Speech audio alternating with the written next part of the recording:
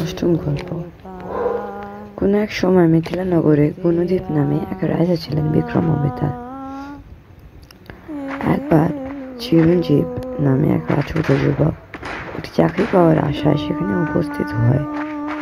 রাজা গুণদীপ তখন অন্তঃপুরে আমোদ-প্রমোদে লিপ্ত ছিলেন এবং দীর্ঘ 1 বছর রাজদরবারে এলেন না, যার ফলে ওই চিরঞ্জীব নামক রাজপুত যুবকের তার সঙ্গে দেখা হলো না। এদিকে তার হাতেও অর্থ নিঃশেষ হয়ে গেল। সে তখন ভাবলো, রাজা কবে রাজসভায় আসবে তা তো জানি না। এদিকে অর্থ নিঃশেষ হতো, এখন যদি রাজার দর্শনের আশায় এখানে বসে থাকি তাহলে তো ভিক্ষা করে খেতে হবে। রাজপুত হয়ে ভিক্ষা করে খাওয়ার চেয়ে বনে গিয়ে তপস্যা করা অনেক ভালো। এই কথা ভেবে চিরঞ্জীব নির্জন বনে থেকে পা বাড়ালো।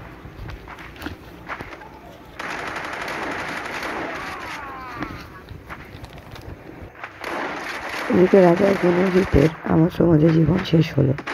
তিনি আবারও অন্তঃপুর ত্যাগ করে রাজদরবারে হাজির হলেন এবং রাজকাজে মনোযোগী হলেন। সেই সময় একজন মৃগয়াগী একটি হোত নিয়ে পেছনে ছুটতে ছুটতে গভীর বনে প্রবেশ করলেন। দিনের আলো তখন প্রায় নিভে নিল। তিনি খুব ক্লান্ত, পথ চলতে পারছেন না। কিছু দূরে একটি পর্ণকুটির থেকে অতি কষ্টে সেখানে গিয়ে পৌঁছলেন। সেখানে গিয়ে দেখলেন একজন তপস্যা করছে। রাজা গুণদীপ তার কাছে কাতর স্বরে একটু আশ্রয় চাইলে সে তপস্বী তাকে তার সদর কুটিরের ভিতরে নিয়ে গিয়ে জল ফলমূল রেখে দিলেন। রাজা গুণদীপ যেন নতুন করে প্রাণ ফিরে পেলেন। একটু সুস্থ হয়ে তিনি বললেন, আপনি আজ আমার প্রাণে বাঁচালেন। আপনাকে ধন্যবাদ দেওয়ার ভাষা আমার নেই, তবে আপনার আকৃতি প্রকৃতি দেখে আমার মনে হয় আপনি প্রকৃত তাপস নন। এখন দয়া করে যদি আপনার সত্যিকারের পরিচয় দেন তবে বাজিতে হবে।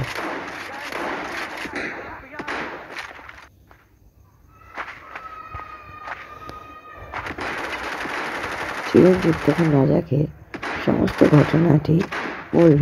রাজা সব শুনে খুব লজ্জা পেলেন।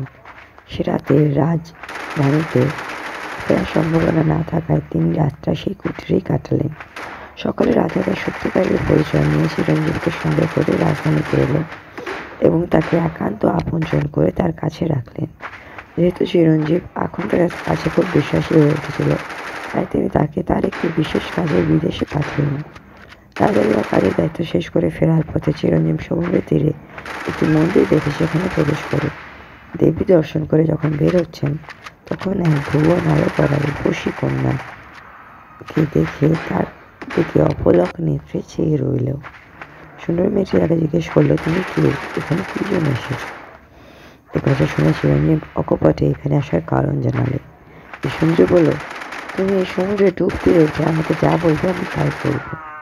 চিরঞ্জীব সুন্দরীর কথা মতো সমুদ্রে ডুব দিয়ে উঠে দেখে সেখানে কোনো মন্দির নেই, আর সেই সুন্দরী কন্যা নেই, আর সে দাঁড়িয়ে আছে রাজপ্রাসাদের সামনে।